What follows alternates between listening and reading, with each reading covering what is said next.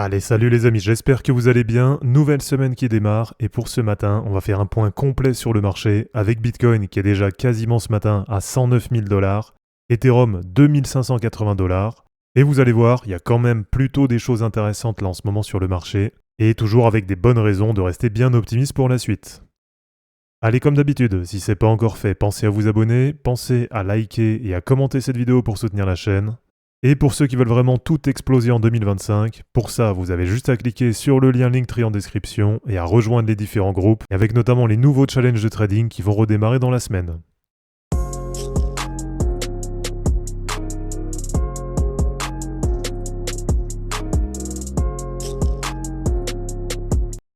Alors Bitcoin, quasiment 109 000 dollars ce matin, et on le voit sur la fin de semaine dernière. Là vraiment ça a été intéressant, avec Bitcoin qui est maintenant déjà dès le début de semaine en test de cassure haussière sur le haut de range. Alors à voir si enfin là sur cette semaine ça va réussir à passer. Donc est-ce qu'on va réussir à sortir par le haut du range et aller chercher l'objectif de cassure vers 116 000 dollars? Donc là pour l'instant sur la semaine c'est vraiment ça qu'on va surveiller. Et du côté des indicateurs, eh bien, sur les moyennes mobiles, là c'est vraiment super positif, avec Bitcoin qui est pour l'instant bien au-dessus de toutes ces moyennes mobiles.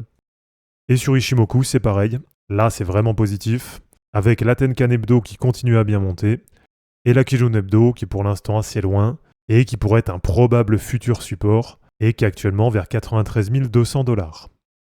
Donc du côté de Bitcoin, pour l'instant on le voit, ça reste vraiment super positif, et avec toujours des bons flux du côté des ETF. Alors d'ailleurs, si on fait un point là sur la semaine dernière du côté des ETF, eh bien sur Bitcoin, on n'était pas loin des 770 millions de dollars d'inflow.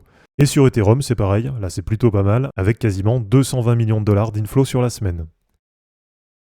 Alors du côté d'Ethereum justement, donc tant que ça passe pas 2760 dollars, pour l'instant il n'y a pas de grand changement sur Ethereum. Mais par contre, ce qui est quand même positif, c'est que là enfin, on vient d'avoir une clôture hebdo au-dessus de la résistance à 2550 dollars. Donc là, ça y est, on a Ethereum qui commence enfin une semaine dans cette zone entre 2550 et 2760 dollars. Et alors là, du côté des moyennes mobiles, on a plus de résistance que sur Bitcoin, avec Ethereum qui reste pour l'instant toujours coincé sous la moyenne mobile 50 et la moyenne mobile 100 hebdo. Donc Ethereum qui pour l'instant reste toujours en tendance baissière. Et là, on le voit sur Ishimoku. Pour l'instant, ça reste toujours bien sous le nuage. Et on l'avait vu, là dans quelques semaines, ça va être à peu près début août, on va avoir un swing de nuages. Donc à ce moment-là, ça peut être éventuellement le moment opportun pour qu'Ethereum redevienne haussier. Donc là, on pourrait vraiment avoir un été qui pourrait être sympa sur les cryptos. Et alors du côté des altcoins, notamment sur la Total 3, eh bien là graphiquement, depuis la cassure haussière du canal descendant, donc en fait depuis début mai, là on voit que c'est vraiment propre, avec il y a quelques semaines le pullback sur le haut du canal, et pour le moment c'est bien validé, avec les altcoins qui continuent légèrement à partir à la hausse. Et sur la semaine dernière, c'est pareil. On a bien la Total 3 qui a réussi à clôturer au-dessus de toutes les moyennes mobiles. Donc même si la dynamique, bien sûr, elle est toujours un peu moins bonne que sur Bitcoin, mais là, globalement, sur les gros altcoins, ça reste quand même assez encourageant. Bon, bien sûr, ce qui est toujours plus compliqué, et pour l'instant, il n'y a pas du tout de retournement là sur le marché, eh bien c'est du côté des cryptos plutôt mid-cap et low-cap. Et alors, si on prend vraiment sur les low-cap, donc si on prend uniquement sur les cryptos qui sont hors du top 100, là, on voit que pour l'instant, il n'y a pas de retournement à la hausse. Et on voit que par exemple sur les moyennes mobiles, là, c'est bien en dessous des gros niveaux. Donc moyenne mobile 100, moyenne mobile 50 et moyenne mobile 200 hebdo. Donc vraiment là, sur les low cap, il y aura encore pas mal de grosses résistances à passer. Et sur Ishimoku, c'est pareil. Là, on voit que c'est très largement sous le nuage. Et un peu comme sur Ethereum, on va avoir un swing de nuage sur la semaine du 4 août. Donc là, ça laisse à peu près un mois pour éventuellement venir tester un passage du nuage. Mais c'est vrai que là, ça paraît assez improbable, puisque là aujourd'hui, sur les cryptos hors du top 100, on est sur un market cap total de moins de 12 milliards de dollars. Et pour aller passer ce nuage à la hausse, eh bien ça laisse un mois pour faire à peu près un x2, et pour aller passer à peu près au-dessus des 22 milliards de dollars. Donc voilà, pour l'instant, la tendance qui ne change pas beaucoup, et pour l'instant, on a toujours une dynamique qui est plus en faveur des grosses altcoins. Alors si on fait un point sur les indices US, là c'est vraiment super positif. Et un peu comme on l'attendait, eh bien une nouvelle fois, ce repli, il a été très vite récupéré. Et donc là actuellement, on est même sur un nouvel ATH sur le Nasdaq, qui va même maintenant bientôt approcher les 23 000 points. Et sur le S&P 500, c'est pareil, avec un nouvel ATH à quasiment 6280 points. Alors, du côté de l'indice de la All Season, là, ça y est, ça commence à remonter un peu. Et on a maintenant 29 cryptos du top 100 qui arrivent à surperformer Bitcoin sur les 90 derniers jours. Donc, même si ça reste assez léger, là, ça y est, on sort enfin de la Bitcoin saison. Donc, à voir un peu si par la suite, on va réussir à monter à plus de 75% des altcoins qui surperforment Bitcoin. Voilà, en tout cas, on voit que ça faisait un moment qu'on n'était pas sorti de la Bitcoin saison.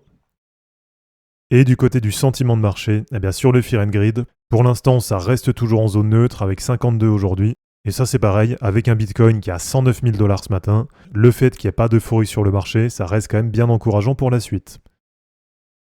Allez, pour terminer, on va faire un point sur 2-3 charts d'altcoins intéressantes, avec déjà Solana qui est toujours bloqué vers 150 $. Donc pour l'instant, il n'y a pas beaucoup de changements du côté de Solana. Sur TAO, c'est pareil, là, ça reste toujours bloqué dans ce canal descendant. Et donc en cas de cassure haussière, par exemple sur la semaine, eh bien ça permettrait de viser un objectif de cassure vers 430 $. Donc à suivre un peu l'évolution sur TAO. En tout cas, ce qui est quand même positif, c'est qu'on a TAO qui a bien réintégré son canal descendant. Et pour terminer du côté de Kaspa, eh bien sur la semaine dernière, on a une bougie qui a été quasiment neutre, et avec Kaspa qui est pour l'instant en dessous de toutes ses moyennes mobiles en hebdo. Et sur Ishimoku, c'est pareil, on a Kaspa qui reste pour l'instant bien en dessous de toutes les courbes. Donc voilà, vraiment déjà à suivre là sur la semaine. Est-ce que du côté de Bitcoin, ça va réussir à sortir par le haut du range? Et ça, c'est vraiment l'élément qui pourrait permettre au marché de partir à la hausse.